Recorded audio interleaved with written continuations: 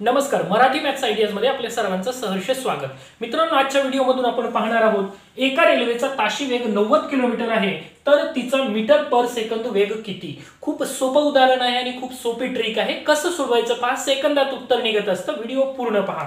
काय करायचं, रेल्वेचा वेग किती आहे रे, 90 किलोमीटर। तो इथे लिहून घ्यायचा 90, याला गुणिले काय करायचं 5/18